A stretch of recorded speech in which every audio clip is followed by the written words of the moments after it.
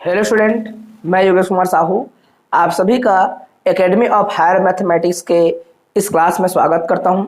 Students, आज से हम स्टार्ट कर रहे हैं video lecture series partial differential equation, जो कि एमएससी का एक मोस्ट इंपॉर्टेंट सब्जेक्ट है, जिसमें पार्शियल डिफरेंशियल इक्वेशन में जिस प्रकार से आप बीएससी में पढ़ा करते थे वैसे क्वेश्चंस नजर कम आएंगे आप लोग को, और इसका जो ज्योमेट्रिकल मीनिंग के साथ में जो इसकी उपयोगिता है उनसे संबंधित क्वेश्चन ज्यादा आएगा।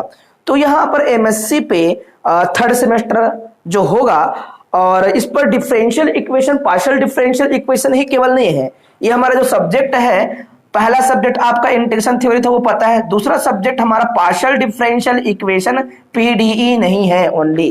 ये आपका तीसरा पेपर आपका जो होगा, दूसरा पेपर जो होगा पार्शियल डिफरेंशियल इक्वेशन भले बोल देते हैं, लेकिन इसमें 3 बुक होंगे, 3 अलग अलग राइटर के 3 अलग अलग जो है क्या करेंगे, बुक जो है उनको मर्ज करके जो है हम लोग पढ़ने वाले हैं। ठीक है, पार्शियल डिफरेंशियल इक्वेशन होगा 2 यूनिट तक, पहला यूनिट और दूसरा यूनिट जो होगा पार्शियल डिफरेंशियल इक्वेशन होगा। ठीक है, और इसके लिए आप एलसी इवांस का बुक इस्तेमाल कर सकते हैं, है ना, अमेरिकन पब्लिकेशन है, उसी का है, फॉरेन राइटर है एलसी इवांस, उनका आप बुक इस्तेमाल कर सकते हैं, बिल्कुल ये मिलेगा। और दूसरा है हमारा क्या, ये मैकेनिक्स। ठीक है, मैकेनिक्स होगा, इसका जो यूनिट होगा वो होगा 3 व 4 यूनिट, और इसके लिए आपका बुक जो होगा बीएस ठाकुर एसके हिरवानी का बुक इस्तेमाल किया जाएगा। और तीसरा हमारा जो बुक होगा वो होगा क्या, gravitational force, attraction and potential, इनके बारे में अध्ययन किया जाएगा। तो उसके लिए जो है आपका अलग प्रकार से नोट्स का हम इस्तेमाल करेंगे, जैसे कि मेरे पास ऑलरेडी नोट्स जो है मैं उसका इस्तेमाल करूंगा, पहले से जो हमने अलग तरीके से बना रखा है, अलग अलग सोर्सेज से उसको हमने इकट्ठा किया है। तो उसके लिए खास बुक का सुझाव करने से ज्यादा अच्छा है कि अपन क्या करेंगे, उससे संबंधित जो भी क्वेश्चंस बनेंगे, यूनिट नंबर 5, ये आपका क्या होगा, ग्रेविटेशनल फोर्स होगा, पोटेंशियल होगा, पोटेंशियल के बारे में पढ़ना है आप लोग को, और ग्रेविटी के बारे में पढ़ना है, ग्रेविटेशनल फोर्स के बारे में, इसको अट्रैक्शन फोर्स के नाम से भी जानते हैं। मैंने आपको सब्जेक्ट का नाम लिखा नहीं है, मैं बोलते हुए चीजों को क्या कर रहा हूं, ऐसे सिंबॉलिक रिप्रेजेंटेशन देते हुए आपको समझा रहा हूं केवल मात्रा कि हमारे पास जो सेकंड नंबर का बुक होगा उसमें क्या क्या पढ़ेंगे, पार्शियल डिफरेंशियल इक्वेशन, फिर होगा आपका क्या, मैकेनिक्स पढ़ेंगे 2 यूनिट, और फिर क्या पढ़ेंगे इसका, ठीक है, ग्रेविटेशनल फोर्स, अट्रैक्शन फोर्स, है ना, पोटेंशियल, इन सभी के बारे में हम लोग क्या करेंगे, अध्ययन करेंगे।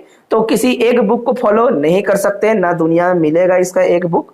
ओके, तो आपको क्या करना पड़ेगा, 3 बुक को पढ़ना पड़ेगा, और जो है वो काफी नहीं रहता, उतना में भी आपका पूरा नहीं हो पाता, तो हमको बहुत प्रकार के बुक के साथ में नोट्स की आवश्यकता होती है। तो आप सभी को जो है ये सभी नोट्स और अलग अलग बुक के पीडीएफ, ये सारी चीजें मिलेंगी आप लोग को।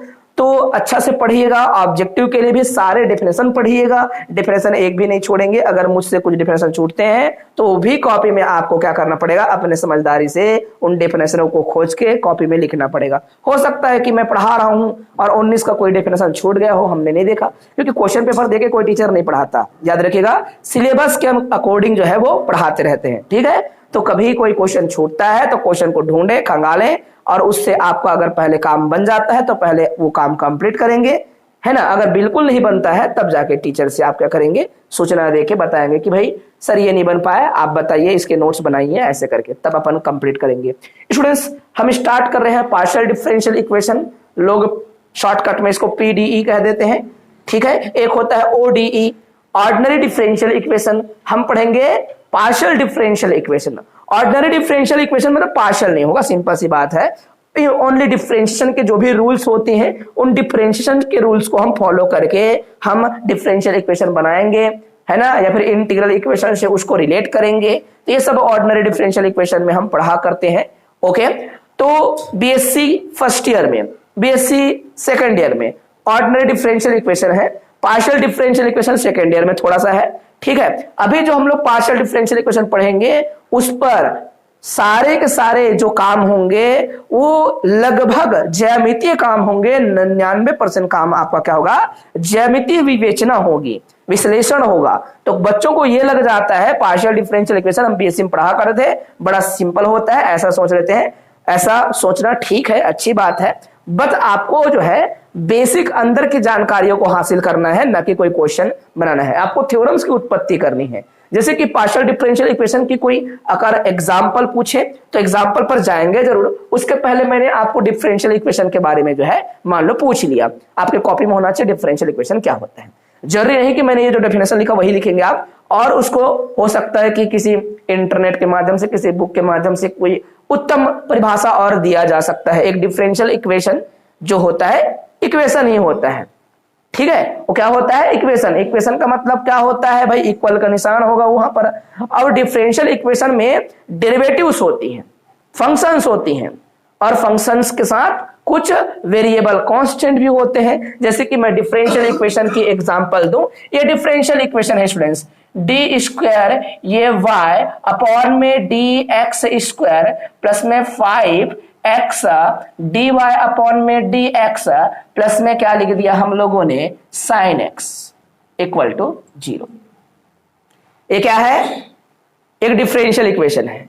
डिफरेंशियल इक्वेशन देखते ही समझ जाना, जहां जिन जगहों पर डेरिवेटिव आ जाए, डेरिवेटिव दिखते ही वो डिफरेंशियल इक्वेशन का नाम दिया जा सकता है उसको। एक इक्वेशन जिसमें डेरिवेटिव हो, डेरिवेटिव के साथ फंक्शन भी हो सकते हैं, कांस्टेंट भी हो सकते हैं, कुछ भी हो सकता है।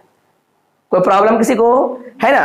वे अब इसके बारे में कोई पूछे तो ये डिफरेंशियल इक्वेशन है, बोलेंगे किस ऑर्डर का? सेकेंड ऑर्डर का डिफरेंशियल इक्वेशन। ऑर्डर हिंदी में कहते हैं हम लोग कोटि। समझ आया? कोटि का अर्थ होता है कि एक डेरिवेटिव को आप जो है कितना बार उसको डिफरेंशिएट करके प्राप्त किए हो। अगर 2 बार किसी डेरिवेटिव को प्राप्त करने के लिए डिफरेंशियल का इस्तेमाल किया गया है, मतलब y फंक्शन है, याद रखेगा, where y is a function of x, x variable है, इस प्रकार से ऐसा भी बोल सकते हो, या फिर y इज इक्वल टू आप कोई दूसरा। अच्छा, अब यहां पर एक प्रश्न आपको पूछना था मेरे को, डिफरेंशियल इक्वेशन में करते क्या है? क्या काम होता है डिफरेंशियल इक्वेशन में? आखिर किसी डिफरेंशियल इक्वेशन को सॉल्व कीजिए बोलते हैं तो क्या आता है? क्या खोजते हो आप लोग? कोई उत्तर बताना चाहोगे? डिफरेंशियल इक्वेशन को सॉल्व करो बोलता है तो क्या लाते हो आप लोग? खोज के क्या लाते हो? क्या करना होता है? सॉल्व कीजिए बोलते हैं। कई प्रकार के मेथड है। 4 पीट मेथड पढ़ते हो आप लोग, मॉन्क्स मेथड पढ़ते हो, जिसे हिंदी में मॉन्जे बोल देते हैं लोग। मॉन्जे नहीं होता, मॉन्क्स होता है, ठीक है। मॉन्क्स मेथड हो गया, 4 पीट मेथड हो गया, लैग्रांज मेथड हो गया, है ना। ये बहुत प्रकार के मेथड का उपयोग करते हो। First standard form, second standard form, ये बहुत प्रकार के। तो बताइए करते क्या है बेटा हम लोग? समझिए, किसी डिफरेंशियल इक्वेशन को सॉल्व कीजिए, इट मींस दैट फंक्शन क्या था? डिफरेंशियल इक्वेशन में फंक्शन ऑलवेज अननोन होते हैं। क्या होते हैं? जो मेन फंक्शन जिसका डेरिवेटिव बन रहा हो। हालांकि मैंने यहां डिफरेंशियल इक्वेशन के बारे में क्या लिखा है, देखिए, a differential equation is an equation which contains functions. बहुत सारे हो सकते हैं, उसी को नहीं, अलग को कर सकता है। अननोन फंक्शन भी होंगे, नोन फंक्शन भी होगा, वेरिएबल होगा, कांस्टेंट होंगे। समझ आया? तो ये जो है इसमें y क्या है बोलेगा, y इज अननोन फंक्शन। और यहां पर काम क्या होता है? उसी अननोन फंक्शन को ढूंढना। मैं आपको लिखित गारंटी देता हूं, आप बीएससी के किसी भी बुक में जाके पढ़िएगा, आपको जितने भी क्वेश्चन देखने को मिला होगा, हर क्वेश्चन में आप लोगों ने उसके आंसर निकाले होंगे और y निकाला होगा। 2 प्रकार के y निकालते हो बच्चों आप लोग। y बराबर में ये आपका क्या, इंटीग्रेशन फैक्टर वाला। अगर आपका क्या है, आपको आपका डिफरेंशियल इक्वेशन का फॉर्म समझ आ रहा है, ये लीनियर डिफरेंशियल इक्वेशन है, तो आप क्या निकालते हो? इंटीग्रेशन फैक्टर निकालते हो। इंटीग्रेशन फैक्टर से आगे बढ़ाते हो आप। फिर क्या निकालते हो आप? इंटीग्रेशन फैक्टर के साथ जो है आपका ये, कभी कभी आपने कंप्लीमेंट्री फंक्शन निकाला होगा, याद है? डिफरेंशियल इक्वेशन में कंप्लीमेंट्री फंक्शन निकालते हो। आप क्या निकालते हो? पर्टिकुलर इंटीग्रल निकालते हो, बराबर में y लिखते हो। एक फलन के हल जो होता है, सॉरी, एक अवकलन समीकरण के हल जो होता है वो क्या होता है? इस प्रकार से आप निकालते हो, पूरक फलन धन विशेष हल बराबर में फलन का मान। सुने हो आप लोगों ने? सुने हो, किए हो आप लोगों ने? इस प्रकार से आपने फंक्शंस की डिफरेंशियल इक्वेशन को सॉल्व करके आंसर लिखना चालू किया था। बीएससी क्लास की बात करें तो, चाहे फर्स्ट ईयर हो चाहे सेकेंड ईयर हो, हमेशा हर डिफरेंशियल इक्वेशन में फाइंड क्या करना होता है? Function. What is function? One unknown function क्या था, उसको ढूंढना ही क्या कहलाता है? डिफरेंशियल इक्वेशन को सॉल्व करना कहलाता है। आप बोलेंगे सर हम अभी पढ़ना स्टार्ट किए हैं और आप जो है हमें ये थ्योरी क्यों बता रहे हो? सिंपल सी बात है, आप एमएससी की स्टूडेंट हो और मैं जो है उसका टीचर हूं। अगर आपको डिफरेंशियल इक्वेशन ही नहीं पता तो आप क्या पढ़ रहे हो? फिर डिफरेंशियल इक्वेशन के बारे में पढ़ना ही नहीं चाहिए, आपको छोड़ देना चाहिए। ठीक है, बिल्कुल नहीं पढ़ना चाहिए। तो बेसिक जानकारी होना चाहिए, बाकी तो हम करेंगे ही करेंगे। डिफरेंशिएशन क्या है ये पता करना चाहिए आप लोग को। क्या है डिफरेंशिएशन? चलो छोड़ दिया, आपको पता है, मान के चलते हैं। फिर आपको डिफरेंशियल इक्वेशन ही पढ़ना है तो डिफरेंशियल इक्वेशन पता होना चाहिए कि भाई वे सभी इक्वेशंस जिसमें डेरिवेटिव मौजूद होंगे और फंक्शन होगा अननोन, और साथ ही साथ क्या हो सकते हैं, नॉन फंक्शन भी हो सकते हैं, कुछ वेरिएबल कांस्टेंट, ये सारे चीजें हो सकते हैं। इस प्रकार के जो भी इक्वेशन क्रिएट करेंगे, इन सभी इक्वेशंस को क्या कहा जाता है?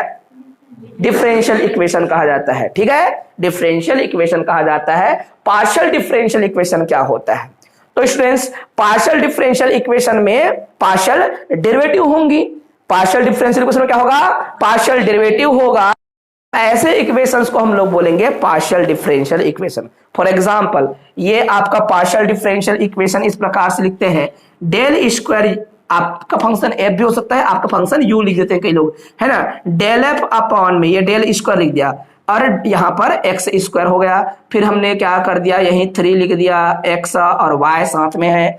और हमारे पास क्या है, डेल एफ अपॉन में डेल वाई लिख दिया कहीं पे, है ना। इनटू में डेल एफ अपॉन में किसी ने डेल एक्स को भी डाल दिया। ठीक है, ओके। और आगे चलकर बच्चों इसको किसी और प्रकार से आपको नाम देना है। हो सकता है किसी को लगता है डेल स्क्वायर एफ अपॉन में डेल वाई स्क्वायर, ये इंटू 7 लिख दिया मैंने, इक्वल टू 0। देखिएगा, एक इक्वेशन बना, सारे दुनिया का कोई इक्वेशंस जिस पे डेरिवेटिव दिख जाए वो मतलब डिफरेंशियल इक्वेशन है। सिंपल सी बात, पार्शियल डिफरेंशियल इक्वेशन है। तो यहां पर देखिए डिफरेंशियल का निशान क्या लिखा है? पार्शियल। यहां पर क्या है? Ordinary differentiation. समझ आया? अब ये लोगों को एक बात समझना चाहिए, पार्शियल डिफरेंशिएशन क्या होता है और आपका ऑर्डिनरी डिफरेंशिएशन क्या होता है या सिंपल डिफरेंशिएशन क्या होता है। भाई कोई तुमको पूछे ना डिफरेंशिएशन और पार्शियल डिफरेंशिएशन में क्या अंतर है, तो आपका जवाब क्या होना चाहिए? आपका जवाब क्या होना चाहिए बच्चों? डिफरेंशिएशन और पार्शियल डिफरेंशिएशन में क्या अंतर है? अगर कोई पूछे तो बोलना सर अंतर नहीं होता, नाम है। क्या नाम है? अभी बोलूंगा तो आपको असहज लगेगा, ये क्या नाम है बोलते हो सर। मैं बोल रहा हूं कि डिफरेंशिएशन करना तो डिफरेंशियल करना ही होता है। जब एक से अधिक वेरिएबल होता है तो उस डिफरेंशियल को पार्शियल डिफरेंशियल कहते हो, और एक ही वेरिएबल होगा तो सिंपल डिफरेंशियल होता है। सिंपल सी बात है। जैसे कि ये मेरा फंक्शन, ये क्या है? फंक्शन y, या फिर बोल देता हूं y बराबर ही आपका क्या है? X square. ठीक है, एक्स स्क्वायर प्लस में 2x लिख दिया, प्लस में 7 लिख दिया। मैं इसको डिफरेंशिएट करूंगा बेटा, dy अपॉन में dx, वेरिएबल एक ही, मतलब ये डिफरेंशियल सिंपल होगा। और क्या आएगा? 2x प्लस में 2 आएगा। बातें समझ आया? ये सिंपल डिफरेंशियल है, इसी को हम लोग क्या बोलते हैं? इसी से बनेगा तो डिफरेंशियल इक्वेशन बनेगा, सिंपल डिफरेंशियल इक्वेशन, डिफरेंशिएशन। और पार्शियल डिफरेंशिएशन कब आना चालू होगा? आपको आना चालू होगा, बोलना ही नहीं पड़ेगा। वो अलग कोई मेथड नहीं है, ना अलग कोई गणितीय कॉन्सेप्ट नहीं है। वो डिफरेंशिएशन का ही एक ऐसा पार्ट है जिसमें वेरिएबल एक ना होकर अधिक होते हैं। और डिफरेंशिएशन का मतलब होता है परिवर्तन। बेटा जब हम एक वेरिएबल की बात करते हैं वो लाइन को रिप्रेजेंट करता है। क्या करता है? लाइन को रिप्रेजेंट करता है। ठीक है, अब जब लाइन को रिप्रेजेंट करता है, इधर वाले फंक्शन बोलिएगा, इधर वाले क्या बोलेंगे? एक्स। तो एक्स अक्ष के सापेक्ष परिवर्तन को आप देखते रहते हो। केवल एक्स के सापेक्ष मतलब क्या कर रहा है? परिवर्तन। किसका? वाई का। इसलिए क्या बोलते हो? वाई में अल्प परिवर्तन किसके सापेक्ष में? एक्स। और यही बातें जो है पूरी तरीके से मैकेनिक्स पर लागू होगी। भाई आप जानते हो आपके पास स्थिति परिवर्तन की दर होती है समय के सापेक्ष में। एक समय रेखा होता है और एक होता है स्थिति रेखा होता है। इसको हम लोग स्थिति समय ग्राफ कहते हैं। ठीक है, याद है आप लोग को? है ना? इसको हम लोग क्या बोलते हैं? स्थिति समय ग्राफ। इसके बराबर क्या होता है? अगर पोजीशन चेंज होती है या फिर आपका डिस्प्लेसमेंट में चेंजेस नजर आती है, मान लो एक्स को डिस्प्लेसमेंट कह रहे हो, विस्थापन परिवर्तन की दर को आप क्या कहते हो भैया? उसको कहते हो क्या? वेलोसिटी। क्या कहते हो? वेलोसिटी। और वेलोसिटी चेंज करने की जो दर होती है टाइम के रिस्पेक्ट में, क्या कहते हो आप? एक्सीलरेशन। समझ आया? स्थिति परिवर्तन की दर को वेग कहते हैं और जो है वेग परिवर्तन की दर को क्या कहते हैं? हम लोग त्वरण कहते हैं। सिंपल सी बात है। तो परिवर्तन दिखता है कि नहीं? तो परिवर्तन का मतलब होता है एक्स अक्ष में अल्प परिवर्तन हुआ तो वाई में कितना परिवर्तन हुआ। इसी परिवर्तन को हम क्या बोलते हैं? डिफरेंशिएशन कहते हैं। हालांकि डिफरेंशिएशन का मतलब न्यूटन ने ये शब्द प्रयोग किया था, डिफरेंशिएशन मतलब चीजों को तोड़ना होता है, छोटे छोटे भाग में जज करना होता है। और इंटीग्रेट करना मतलब क्या होता है? इसको इंटीग्रेशन जो है बाद में कहा गया। इसके पहले क्या कहा गया था इसको? न्यूटन के द्वारा ही एंटी डेरिवेटिव का कॉन्सेप्ट दिया गया था।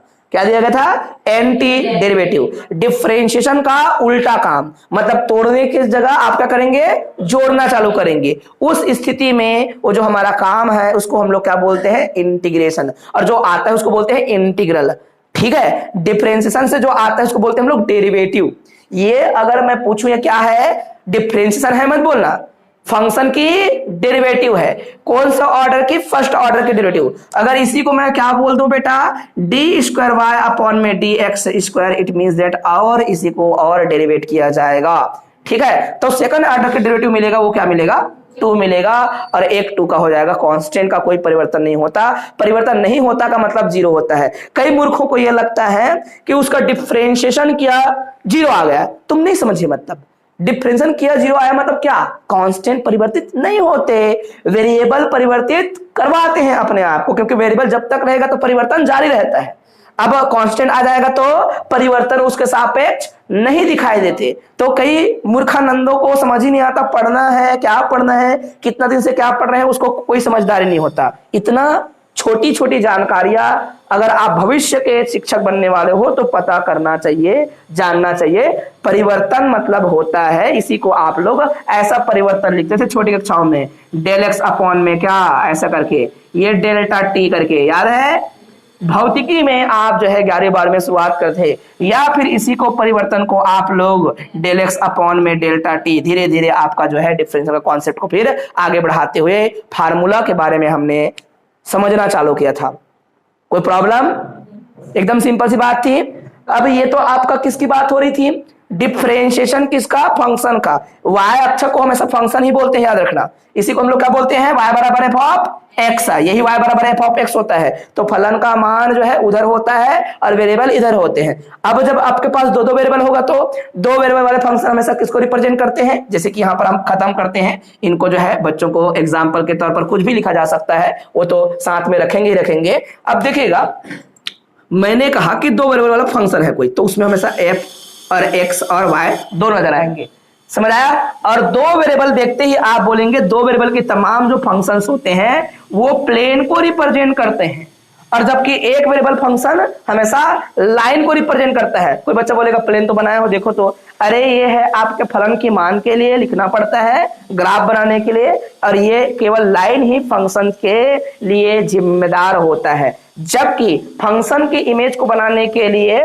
पूरा प्लेन का सहारा जब लिया जाए तो मतलब टू वेरिएबल की बात होती है। मतलब यहाँ पर एक्स एक्सिस भी होगा, वाई एक्सिस भी होगा, और यहाँ पर कोई बिंदु पर परिवर्तन देखेंगे, ना कि यहाँ हम क्या देखते बेटा? x बराबर 1 पर, x बराबर 2 पर, x बराबर 3 पर, x बराबर 4 पर। आप इसलिए डेरिवेटिव जब निकालते हो ना बेटा, आपको याद होगा इस बिंदु को हम a बोलते हैं, और x अक्ष में a जो है किधर टेंस करता है? x जो है a की ओर टेंड करता है। तो इसके जो है लेफ्ट में आप लेफ्ट हैंड डेरिवेटिव निकालते हो, राइट में राइट हैंड डेरिवेटिव निकालते हो।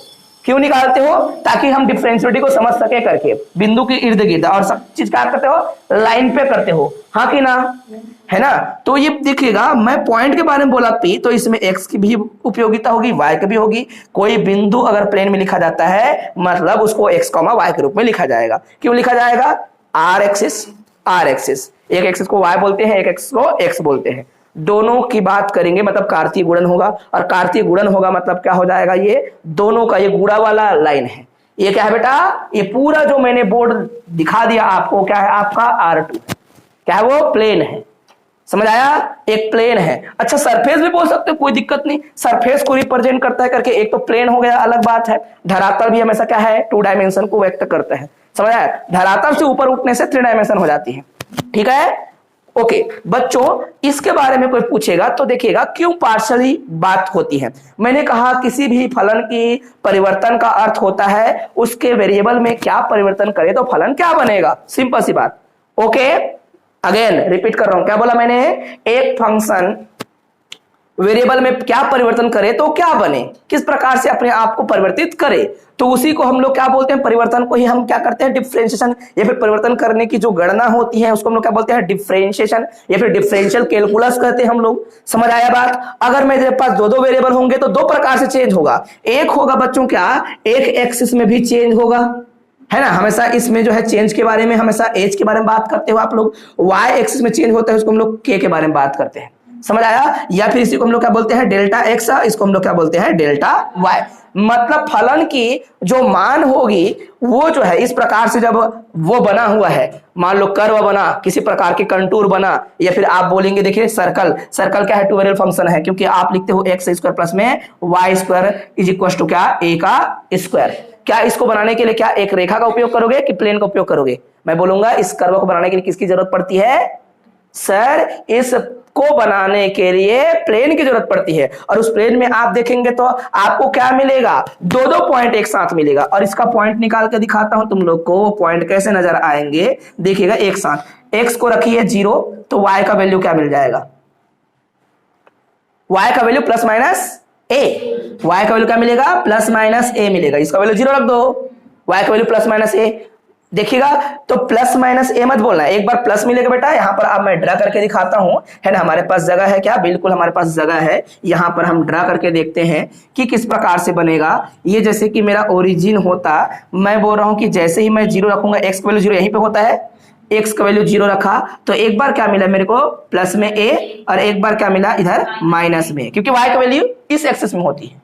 सॉरी हमने गलत कहा बच्चों, ठीक है, क्या बोला, यहां पर होगा, ओके। वाई एक्सिस मतलब इस प्रकार से, तो यहां पर क्या हो जाएगा, प्लस में ए, यहां पर क्या हो जाएगा माइनस में ए। सही बात है कि नहीं, एक्स का वैल्यू 0 रखने पर। अब वाई का वैल्यू 0 कर दो, वाई का वैल्यू 0 करोगे तो यहां पर क्या मिलेगा आपका, प्लस माइनस में ए। हर बार दो बिंदु एक साथ मिला कि नहीं। कोई पूछेगा इस बिंदु का नाम क्या है, ये सर इस बिंदु का नाम जो है 0 कॉमा क्या है, 0 कॉमा ए है। कैसे, x का वैल्यू 0, y का वैल्यू a। इस बिंदु का नाम क्या है बोलेंगे, 0 कॉमा माइनस ए। समझ आया, देखो हर बार क्या दिख रहा है, दो दो बिंदु है। समझ आया कि नहीं।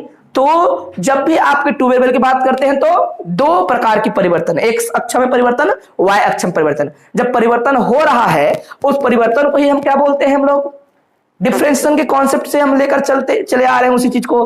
भाई अब यहां पर अगर आपने y का वैल्यू 0 रखा है तो आपको क्या मिल रहा है, माइनस में इधर, और यहां पर प्लस में ए इधर। तो देखिए इसी प्रकार से क्या बनता है बच्चों, सर्कल बनता है। इसको क्या करते हैं हम लोग, आपस में मिलाते हैं तो क्या बनेगा, सर्कल बनेगा। सही बात है ना, सर्कल एक क्वेश्चन है, ये गारंटी हो गया, बिल्कुल सही बात। अब मैंने पूछा आपको प्यारे बच्चों, परिवर्तन क्यों, हमें पार्शियली शब्द का उपयोग क्यों करना पड़ता है। पार्शियली शब्द का उपयोग क्योंकि इतने थ्योरी आपको लगा कि सर ने क्या क्या बता दिया, भाई ये तो हमको 11वीं क्लास में ले गए, हमको जो है 12वीं क्लास में ले गए।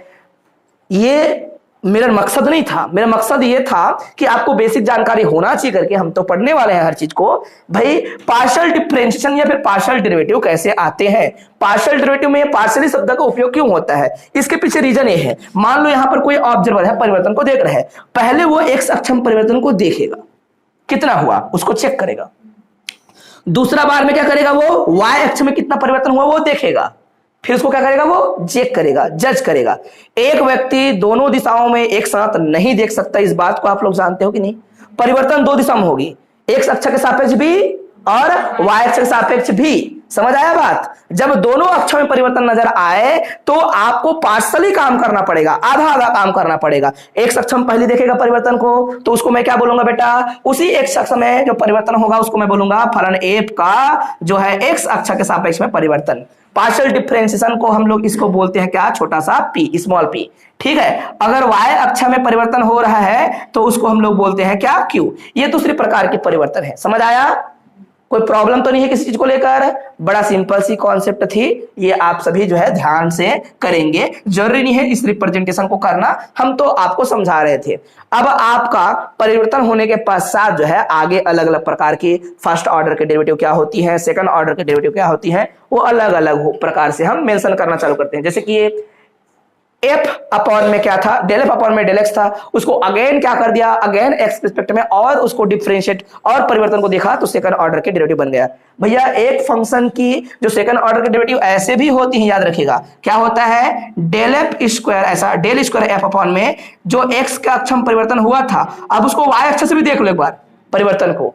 सेकंड ऑर्डर के डेरिवेटिव जो x के रिस्पेक्ट में आया था उसको हमने y के रिस्पेक्ट में, या फिर y के रिस्पेक्ट में आया था उसको x के रिस्पेक्ट में, ये बच्चों हमेशा बराबर होता है। ये डेल स्क्वायर एफ अपॉन में क्या, डेल y और डेल x। इसको हम लोग यंग थ्योरम, स्वार्ज थ्योरम से कंप्लीट करते हैं। यंग और श्वार्ट्ज बोलते हैं सेकंड ऑर्डर के डेरिवेटिव, ये जो कि एस कहलाता है, इसी का नाम क्या होता है एस। इसको हम लोग बोलते हैं बच्चों क्या आर, इसको हम लोग बोलते हैं क्या टी।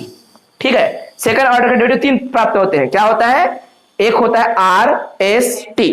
ठीक है, आर मतलब होगा आपका एक्स अक्ष में सेकंड ऑर्डर का डेरिवेटिव, टी मतलब होता है वाई अक्ष में आपका क्या होगा सेकंड ऑर्डर का डेरिवेटिव, और आपका क्या किसी भी अक्ष में आप जो है 2 प्रकार से बात करेंगे। मान लो एक बार एक्स अक्ष में परिवर्तन, फिर वाई अक्ष में परिवर्तन, इसको एस बोलते हैं। ये सेकंड ऑर्डर की डेरिवेटिव, ये 3 प्रकार के होती हैं। फर्स्ट ऑर्डर की derivative del F upon del X, और आपका क्या फिर से फर्स्ट ऑर्डर का एक और derivative del F upon del Y.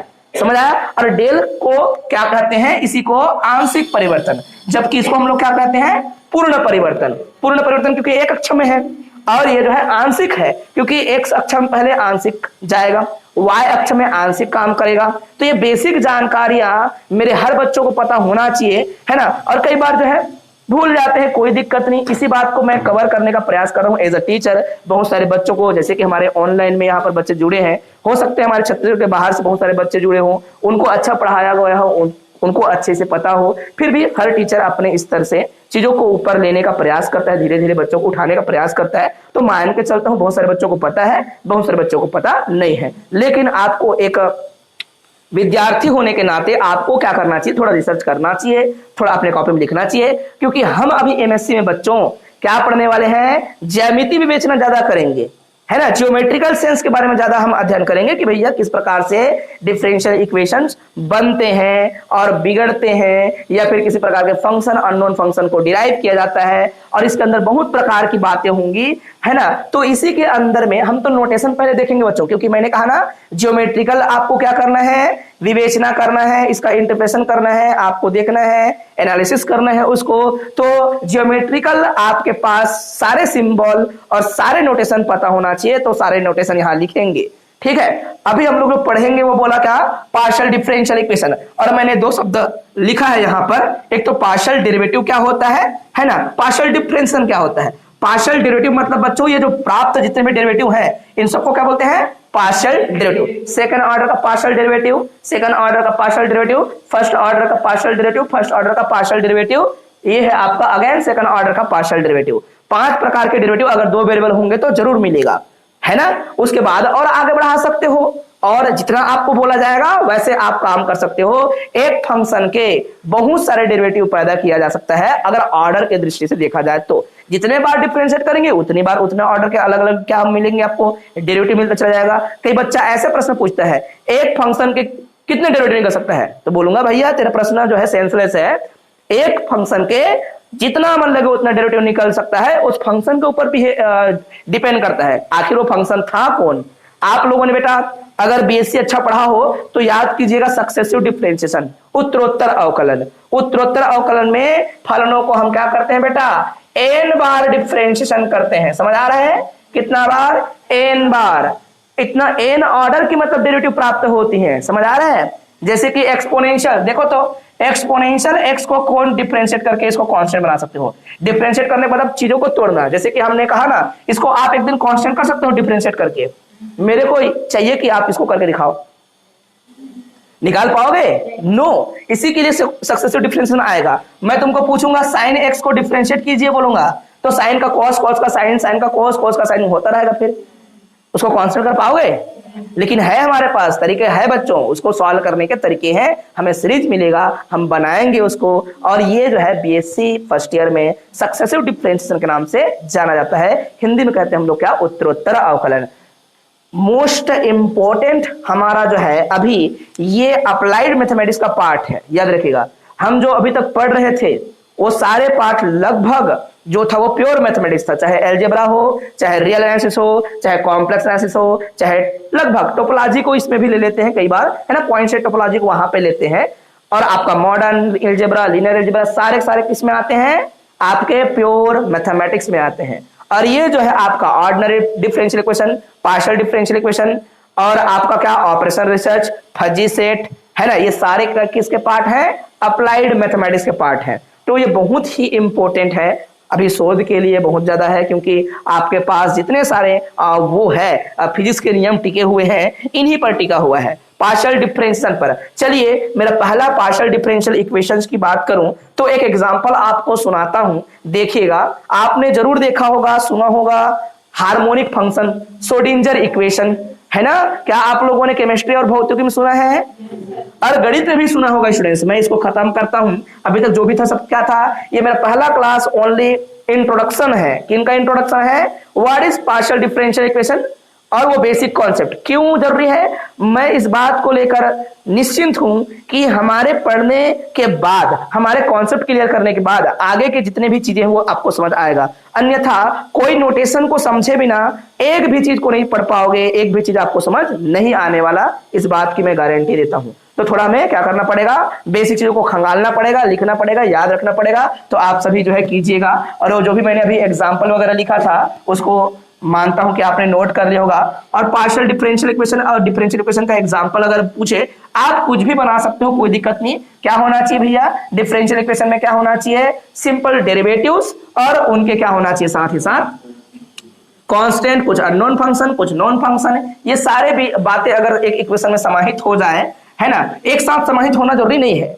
कुछ कहने में डेरिवेटिव ज्यादा इंपॉर्टेंट है। ओके, डेरिवेटिव बहुत जरूरी है, एक इक्वेशन में डेरिवेटिव का इन्वॉल्व होना ज्यादा इंपॉर्टेंट है। कांस्टेंट फंक्शंस ये ना हो तो भी चलेगा, लेकिन होते हैं जनरली, ऐसा मैं बोल रहा हूं, ठीक है ना, मतलब रखना ही है ऐसा नहीं बोला। इसके पीछे आपको मेरा वो है समझना पड़ेगा, मेरा जो भी भावना जुड़ा हुआ है इसको समझाने का, ठीक है। तो एक इक्वेशन, क्या आपने लाप्लास इक्वेशन सुना है बच्चों, ठीक है, क्या लाप्लास इक्वेशन, ठीक है। लाप्लास इक्वेशन एक होता है पॉइजन इक्वेशन। ओके, फिलहाल लाप्लास इक्वेशन को समझिएगा। लाप्लास इक्वेशन कैसा बोलता है, क्या बोलता है। अगर आप लोगों ने सही पढ़ा होगा तो लाप्लास इक्वेशन वे इक्वेशन होते हैं जिसके सेकंड ऑर्डर के जो डेरिवेटिव है पूरी तरीके से उनका एडिशन 0 होता है ना। उसमें जो है एस डेरिवेटिव नहीं होगा। ऐसा डेल स्क्वायर, आपके पास फंक्शन एफ है तो इस प्रकार से डेल एक्स स्क्वायर, और यहां हाईलाइट करते हैं फंक्शन जो है आपका क्या है, एक्स वाई से वेरिएबल रखा है। डेल स्क्वायर क्या है आपका, एफ अपॉन में del Y square equal to 0। ये तमाम इक्वेशन को लाप्लास इक्वेशन कहते हैं। यही बस होता है क्या लाप्लास इक्वेशन। क्या बच्चों ये मेरा लाप्लास इक्वेशन नहीं हो सकता, एक्स वाई और जेड रहेगा तो अगेन डेल एफ अपॉन में क्या लिखेंगे, डेल स्क्वायर एफ अपॉन में क्या लिखेंगे, डेल वाई स्क्वायर, और डेल स्क्वायर आप क्या लिखेंगे, एफ अपॉन में del Z square equal to 0। ये क्या है, लाप्लास इक्वेशन। बातें समझ आई, ये क्लियर है बात। क्या है ये, लाप्लास इक्वेशन है, पार्शियल डेरिवेटिव सेकंड ऑर्डर का, है ना। और पर्टिकुलर वेरिएबल के लिए सेकंड ऑर्डर का डेरिवेटिव ना, एक्स है तो एक्स की सेकंड ऑर्डर का डेरिवेटिव एक्स के लिए, वाई के लिए, जेड के लिए, इस प्रकार से सभी का योग क्या हो जाए, इक्वल टू 0 हो जाए। ऐसे सभी इक्वेशनों को हम क्या कहते हैं, लाप्लास इक्वेशन कहते हैं। तो हमारा इस पार्शियल डिफरेंशियल इक्वेशन का पहला पॉइंट शुरुआत यहीं से होगा। हालांकि हम जो है बच्चों पहला पढ़ेंगे उसका नाम होगा ट्रांसपोर्ट इक्वेशन। ट्रांसपोर्ट इक्वेशन के बाद हम पढ़ेंगे initial value problem, and initial value problem के बाद जो पढ़ेंगे हम लोग लाप्लास इक्वेशन, और इनके फंडामेंटल सॉल्यूशन पढ़ेंगे। समझ आया कि लाप्लास इक्वेशन कैसे बनते हैं, ये हम पढ़ने वाले हैं बेटा। लेकिन हम शॉर्टकट में अभी नोटेशन जो इस्तेमाल करेंगे उसी बात को मैं कवर करने वाला हूं। हम ओनली लिखेंगे del U equal to 0। What is del, del का मतलब होता है यहां पर सेकंड ऑर्डर के डेरिवेटिव को हम डेल से रिप्रेजेंट करने वाले हैं। फंक्शन यू के तमाम सेकंड ऑर्डर के डेरिवेटिव को हम लोग एक बार लिख देंगे डेल। ओनली डी लिखेगा मतलब बच्चों डिफरेंशिएशन। डी मतलब क्या, डिफरेंशिएशन। डी अल्फा मतलब अल्फा ऑर्डर, इसको बोलते हैं अल्फा को मल्टी इंडेक्स। क्या बोलते हैं हम लोग, अल्फा को मल्टी इंडेक्स। तो किसी फंक्शन को डिफरेंशिएट कर रहा हूं, वो पार्शियली भी हो सकता है और सिंपली कुछ भी हो सकता है। वो आपके नजरिए के ऊपर डिपेंड करता है और आपके बोलने के तरीके के ऊपर डिपेंड करता है। वो आपसे क्या करवाना चाहता है उसके ऊपर डिपेंड करता है। बातें समझ आया, ठीक है। तो ये मैं एग्जाम्पल क्यों आपके समक्ष रखा, इन्हीं का पूरा अध्ययन होना है, इसकी ज्यामितीय विवेचना के साथ में इनके फंडामेंटल सॉल्यूशन। मतलब कोई भी फंक्शन, जैसा भी फंक्शन रहा हो, u is always unknown, f is always unknown. तो फंक्शन जैसा जैसा रहेगा वैसे वैसे उसके डिफरेंशियल इक्वेशन की सॉल्यूशन मिलेगी। इस सब के हल क्या करते हैं बेटा, u को खोजना। व्हाट इज u, यू का निर्धारण करना ही डिफरेंशियल इक्वेशन का सॉल्यूशन कहलाता है। समझ आया? अगर यू को जान गए तो यू को बोलूंगा मैं हार्मोनिक फंक्शन। क्या बोला मैंने? अगर यू को खोज लिए, जान गए, तो यू को क्या बोलोगे आप लोग? Harmonic function. क्योंकि वे तमाम फंक्शंस जो कि लाप्लास इक्वेशन से प्राप्त होते हैं सारे हार्मोनिक फंक्शन कहलाते हैं। या फिर इसी को रिवर्स में बोलिएगा, वे सभी फंक्शंस जो कि लाप्लास इक्वेशन को सेटिस्फाई करते हैं। लाप्लास इक्वेशन एक्चुअल में है कौन? Partial differential equation. समझ आया? तो वे सभी फंक्शन जो कि लाप्लास इक्वेशन को सेटिस्फाई कर लेते हैं, उन फंक्शनों को हम लोग क्या कहते हैं? Harmonic function. भूलिएगा नहीं। और हमने इसके लिए चर्चा कर लिया था एक दो बार, हमसे जो है आपका जब सामना हुआ था तो हमने बातें इसके लिए किया है, बीएससी में भी किया है हार्मोनिक फंक्शन क्या है करके। और साथ ही साथ जो है बच्चों, हम लोगों ने एमएससी में कुछ जगहों पर हार्मोनिक फंक्शन के बारे में जिक्र किया था, हार्मोनिक फंक्शन आया था। बात क्लियर है? कोई प्रॉब्लम तो नहीं है? ठीक है। तो ये मेरा क्या था, ये इंट्रोडक्शन क्लास चल रहा है। अब हमको जो है बेसिक नोटेशंस जो है याद रखने हैं। ठीक है। और नोटेशन जो है बहुत सारे हैं, तो मैंने जितने भी अभी लिख रखा है उन नोटेशंस को आपके समक्ष रखूंगा, और नोटेशंस भी आएंगे तो आप लोग को भेजेंगे। Students, classification of differential equation हमने अभी नहीं लिखा है। जब क्लासिफिकेशन ऑफ डिफरेंशियल इक्वेशन लिखेंगे तो उसके खुद जो है 20-25 प्रकार के डिफरेंशियल इक्वेशन हम लिख पाएंगे। ठीक है। तो आपको सारे चीज को यहां मेंशन नहीं करना है, मैं जो है आपको भेज दूंगा नोट्स, उसको देख लीजिएगा, है ना। आपके बुक, आप सभी को एलसी वांस का बुक होगा, पहला पेज में सारे प्रकार मिलेंगे क्लासिफिकेशन ऑफ डिफरेंशियल इक्वेशन की। लीनियर डिफरेंशियल इक्वेशन क्या होंगे? नॉन लीनियर डिफरेंशियल इक्वेशन, जिसे हम लोग होमोजीनियस, नॉन होमोजीनियस से बांटेंगे। और साथ ही साथ क्या होगा कि एक डिफरेंशियल इक्वेशन जो है क्वासी लीनियर है, कैसा बनता है, इन प्रकार की बातें होने वाली हैं। फिलहाल हमने कहा कि आपके पास क्या होना चाहिए, कोई जियोमेट्रिकल जो मीनिंग है, कुछ सिंबलों की, है ना, नोटेशन है, उनको पता करना है। ये हर कोई जानता है। आर मतलब क्या? एक्लोडियन स्पेस, कोई प्रॉब्लम नहीं है। ठीक है। या फिर इसको हम क्या बोलते हैं? N dimensional real space. Okay. R मतलब क्या? Real line. अगर बच्चों मैं इसी पर क्या कर दूं, इसी के अंदर लिख देता हूं, आर प्लस मतलब क्या होगा भाई? आर प्लस में आपका क्या है? ये रियल लाइन पॉजिटिव हाफ। ठीक है। क्या है ये? धनात्मक अर्ध रेखा है, अर्ध वास्तविक रेखा होगा। ये धनात्मक लाइन है, पॉजिटिव रियल लाइन है। ये क्या है? ओनली पॉजिटिव रियल लाइन है। Real line, it means that positive real line का क्या मतलब होता है भैया? मतलब चीजें जीरो से स्टार्ट करनी है, इस साइड जाना है, इनफाइनाइट जो है प्लस इनफाइनाइट की ओर जाना है। समझ आया? ये ओनली क्या है? आर प्लस है। अगर आप जीरो से इधर आएंगे और आप क्या जाना चाहते हो? माइनस इनफाइनाइट की ओर, ये पूरा लाइन क्या कहलाता है? आर माइनस कहलाता है। ओके बच्चों, तो ये बातें अगर कहीं पे आ जाए तो घबराने का नहीं, समझ आना चाहिए। ठीक है। रियल लाइन, ये तो सिंपल सी बात थी। स्टूडेंट्स, कहीं पे अगर ई के बारे में बात कर दे, ई आई ऐसे करके, ई आई मतलब क्या होता है? इसको हम लोग बोलते हैं बच्चों क्या? Standard coordinate vector. क्या बोलते हैं? स्टैंडर्ड कोऑर्डिनेट वेक्टर है। या फिर इसको हम लोग बोलेंगे हमेशा स्टैंडर्ड बेस में लेंगे। एलिमेंट को क्या कहते हैं? स्टैंडर्ड बेस का एलिमेंट, है ना। Standard coordinate vector, coordinate vector, coordinate vector, vectors where आप जो है ऐसा ई आई बोलेंगे ना, तो E1 जैसे कि कह दिया आपने, जैसे कि कल हमने फंक्शनल एनालिसिस पर जब बात किया तो लिखा भी था इन चीजों को। ठीक है। इसका मतलब होता है 1 पोजीशन पे होगा 1, बाकी जगह पे 0। बात क्लियर है? ठीक। अगर E2 बोल दिया तो हमारा क्या होगा? E2 का मतलब होगा भाई सेकंड नंबर के पोजीशन पे क्या होगा? 1 होगा। ये यूनिट वेक्टर होते हैं एक्चुअल में, और अलग अलग एक्सिस में अलग अलग जगह पे होते हैं, लेकिन 1 डिस्टेंस पे होता है। कहां पर? उसी एक्सिस में 1 डिस्टेंस पर है। जैसे कि इसी बात को मैं अगर ओनली R2 लिखा रहता, ठीक है, तो R2 के दो आपके पास क्या आएंगे? स्टैंडर्ड वेक्टर आएंगे। एक को E1 कहेंगे, एक को E2 कहेंगे। E1 का अर्थ ये होगा 0 का, ऐसा लिखेंगे आप लोग 1,0, 1,0 मतलब यहां पर होगा वो 1,0। ठीक है। Y एक्सिस में क्या होगा? ये बिल्कुल नहीं होगा। दूसरा आपका दो ही एक्सिस है ना, ये तो निगेटिव एक्सिस है, पॉजिटिव एक्सिस ऐसा नहीं बोलना, निगेटिव को लेना है। अरे निगेटिव समझाने के लिए है फिलहाल। ठीक है। और E2 का बात होगा तो क्या होगा? 0 और 1। तो 0 और 1 किधर होगा भैया? ये इस प्रकार से ऊपर में होगा, उसी डिस्टेंस पर। मतलब ये आपका ओरिजिन से क्या होगा भाई? एक्स एक्सिस में 0 होगा, लेकिन वाई एक्सिस में क्या होगा? 1 होगा। ऐसे वेक्टर्स जो भी होते हैं इसको हम लोग बोलते हैं क्या? Standard vector. मतलब यूनिट लेंथ के वेक्टर है। मतलब पोजीशन वेक्टर क्या होंगी उसके, अगर मैं मापांक निकालूंगा, दूरी निकालूंगा तो क्या होंगी, यूनिट लेंथ है उसका, ओके, ओरिजिन से, और पर्टिकुलर एक डायमेंशन में होगा वो, एक्स डायमेंशन तो एक्स डायमेंशन, वाई डायमेंशन तो वाई डायमेंशन। बातें क्लियर है? तो इसको हम लोग बोलते हैं स्टैंडर्ड वेक्टर। ये इनकी बातें भी होंगी स्टूडेंट्स, इस प्रकार से और आएगा। जनरली जो पॉइंट्स होंगी हम लोग बोलते हैं उसको टॉपिकल पॉइंट। पॉइंट जैसे कि लिया जाएगा, ये 2 हो गया, ये 3 हो गया, 4 हो गया, सॉरी 4। अगर आपके पास कोई पॉइंट है, टॉपिकल पॉइंट,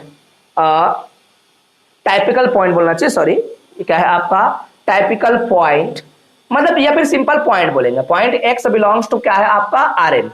आरएन का कोई भी मेंबर होगा, पॉइंट बोलिएगा, वो पॉइंट दिखेगा कैसे, एक्स बराबर में, ये एक्स नहीं है, वो क्या है x1, x2, x3, xn, ऐसा होता है। जैसे कि आपका फिर से अगर मैं समझाने के लिए इसी का सहारा लेता था बच्चों को, ये प्लेन में अगर कहीं पे है, ये आर लाइन है, ये भी आर लाइन है, इसी को एक को हम क्या बोलते हैं, एक्स बोलते हैं, एक को हम क्या बोलते हैं, वाई बोलते हैं। यहाँ पर कोई पॉइंट लेते हो, इस पॉइंट का नाम क्या बोल दिया आपने, पी बोल दिया या फिर जेड बोल दिया, तो हमेशा क्या होता है, ये 2 अक्ष के अवयव को साथ में रखता है। एक x1 को बोलेंगे, एक को x2 बोलेंगे आप लोग, निर्देशांक थी, या फिर xy बोलेंगे, ठीक है, क्या बोलेंगे, xy या फिर x1, x2 बोलोगे।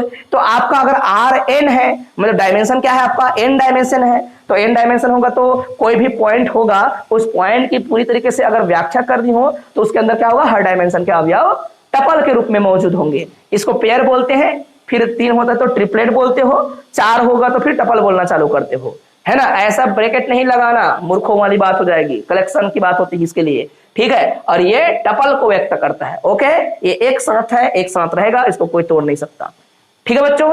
तो इस प्रकार से हमारा वेरिएबल्स को हम ऐसा लिखेंगे। साथ ही साथ जो है आपका 5वां नंबर का एक बिंदु और है ना, जितने भी ओपन सेट्स होंगे, ओपन सेट्स, जितने भी ओपन सेट्स होंगे उनको कैपिटल यू, कैपिटल ए, ठीक है, कैपिटल वी, ये ऐसे नोटेशन होंगे। कैपिटल लेटर्स में कैपिटल, जनरली यू वी ज्यादा दिखेगा आपको, जितने भी आप जगह पर ओपन सेट देखेंगे यू वी।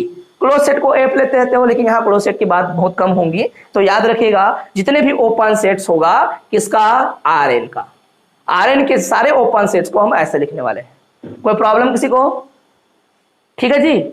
आर एन के क्या है, ये ओपन सेट्स होंगे, तो ऐसा नहीं पूछना है कि सर यू लिखा है, क्या बोलूं, यू मतलब ओपन सेट, वो बोलेगा जरूर, बुलवाएगा जरूर, ये ओपन सेट है, एक है करके। फिर 6 नंबर आपको ये नजर आएगा डेल यू करके। डेल यू का मतलब होता है उसका बाउंड्री, किसका बाउंड्री, आपके फंक्शन बोल रहा हूं बच्चों, आपके ओपन सेट के बाउंड्री को डेल यू बोलेंगे, ओके। डेल यू मतलब क्या, बाउंड्री, बाउंड्री ऑफ यू, ठीक है जी, boundary, boundary of function U, function बोलता हूं बार बार, sorry, open set U, U के बाउंड्री को हम लोग डेल यू लिखेंगे।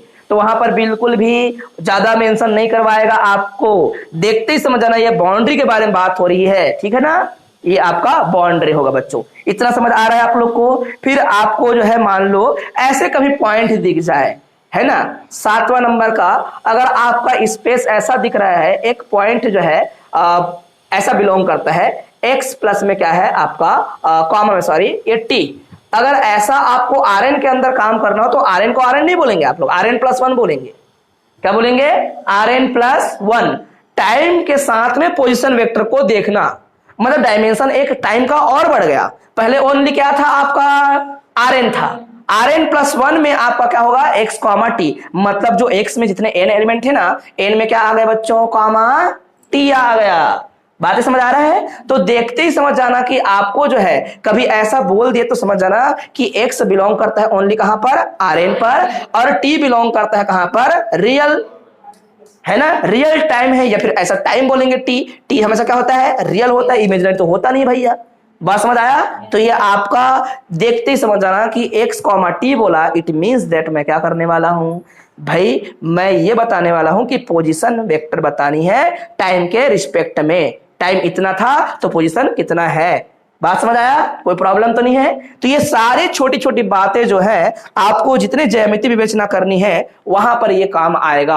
अब आता है ओपन बॉल, क्लोज्ड बॉल, है ना। तो ये बॉल्स के बारे में भी जानकारी रखनी है, क्योंकि इसी पर जो है कई बार बोलेगा कि इस बॉल के अंतर्गत डिफरेंशियल कीजिए, ऐसा बोलेगा, तो बॉल के बारे में पता होना चाहिए। जैसे कि ओनली हमने लिख दिया यहां पर, ये 7 हो गया 8, ओपन बॉल, ओपन बॉल, या फिर इसी को हम लोग क्या बोलेंगे, स्फीयर, याद रखना, ओपन स्फीयर या फिर ओपन बॉल।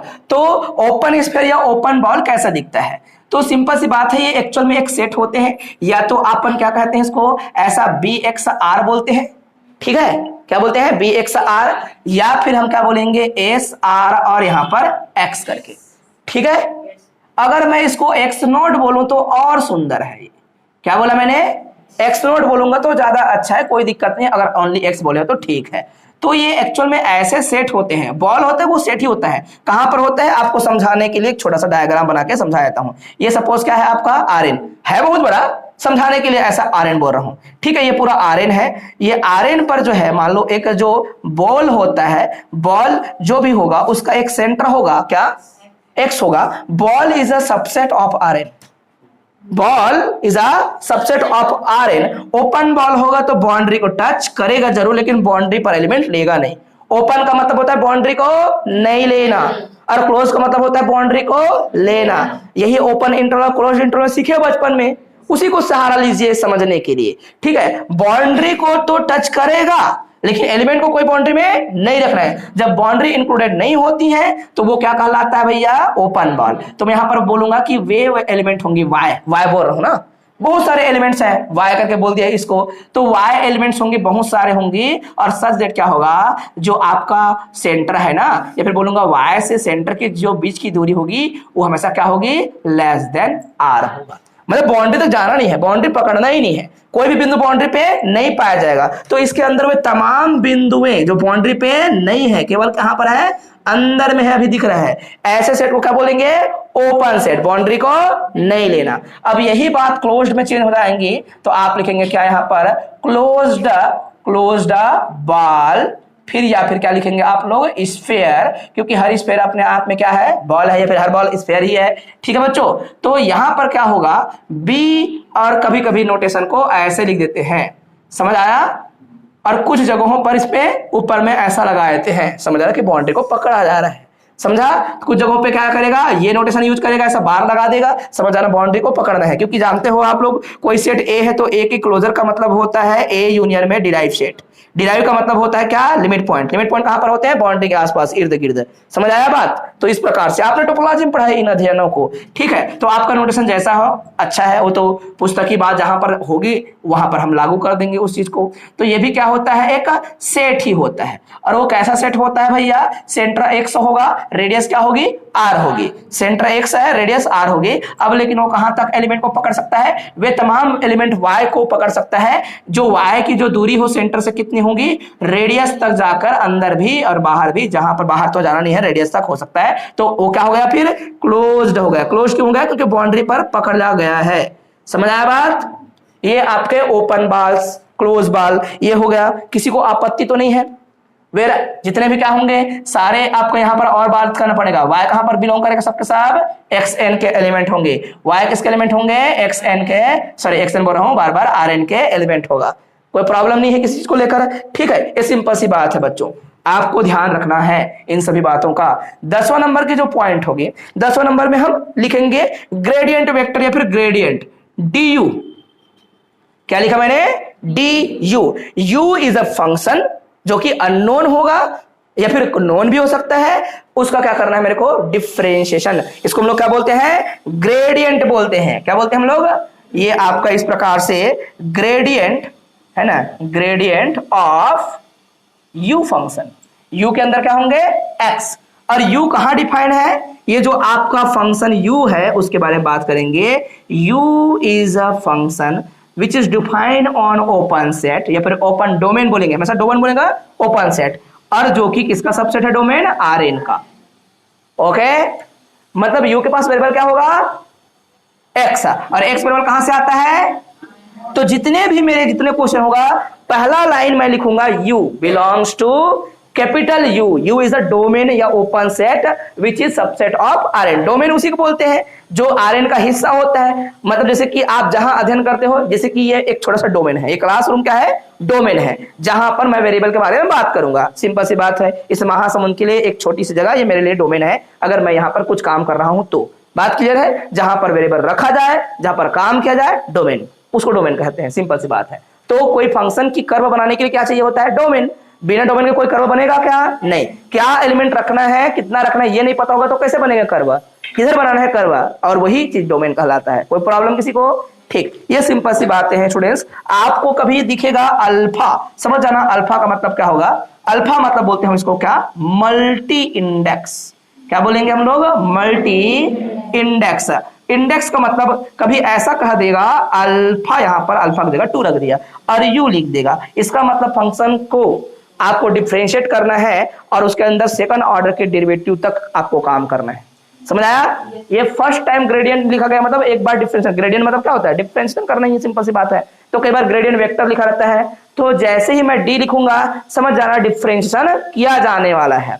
ओके, वो पार्शियली भी हो सकता है और वो सिंपली डिफरेंशिएशन भी हो सकता है। क्या मैं समझा पाया आप लोग को, कोई प्रॉब्लम तो नहीं है। ये बेसिक नोटेशन है बच्चों, इतना नोटेशन आप सभी को पता होना चाहिए। और कुछ जगहों पर आगे, और ये 13वां नंबर का नोटेशन हम लिखते हैं। इसमें क्या लिखा रहेगा, सी और ऐसा यू करके। यू इज फंक्शन, छोटा सा फंक्शन, सी बिलोंग करता है और बड़ा सा एक सी लिखा रहेगा और अंदर में यू लिखा रहेगा।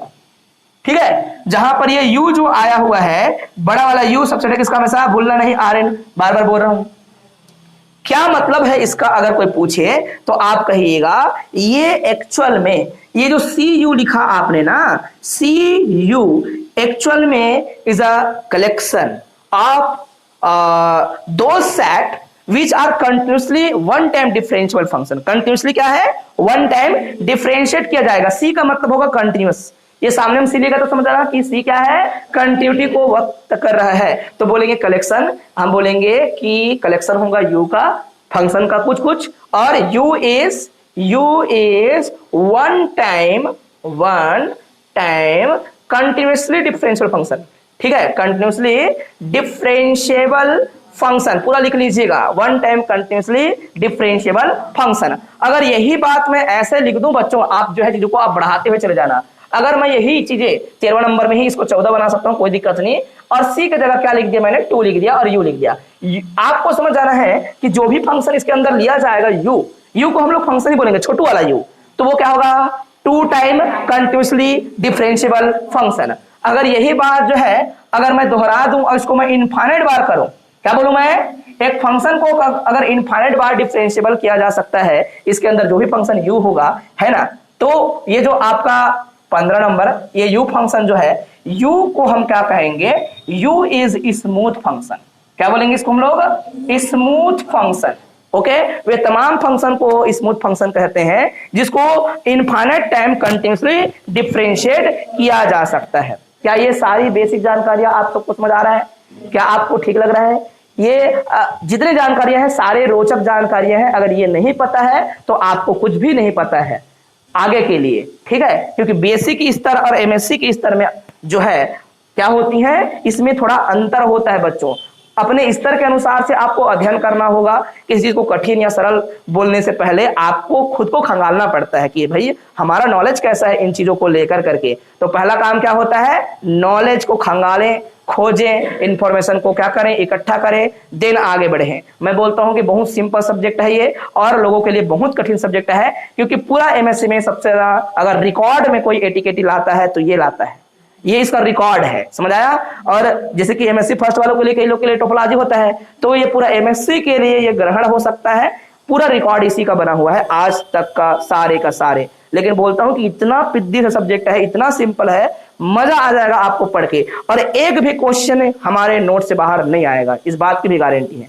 लगभग एक भी क्वेश्चन कहने का मतलब ये है भैया ऑप्शनल में कुछ तो रहता है ना, तो आप मान के चलिए 80 नंबर के पेपर में 10 नंबर छूट रहा हो मान लो, तो 10 नंबर को भरना है भैया, 10 नंबर के पीछे भागना नहीं है। ये क्वेश्चन आ गया क्या करूं, तेरे को 70 नंबर पता है ना, 70 नंबर पहले परफॉर्म कर अच्छा से, तो मेरा ये लक्ष्य रहता है। तो आप वही करेंगे, क्या छूटा उस पर फोकस ना करके क्या आता है उस पर फोकस करना पड़ेगा। ठीक है बच्चों, तो हमारे क्लास में आज का इतना ही वो था, टॉपिक था। कल हम लोग क्या करेंगे, क्लासिफिकेशन देखेंगे कि किस प्रकार से पार्शियल डिफरेंशियल इक्वेशन को बांटा गया है वो, और फिर हम चालू कर देंगे जो भी हमारे एग्जाम में आया है, लगातार दनादन क्वेश्चन चालू करेंगे, इसमें कोई और इंट्रोडक्शन नहीं होने वाला। तो बस इतना कहकर आज अपने वाणी को विराम देता हूं। जय हिंद, वंदे मातरम।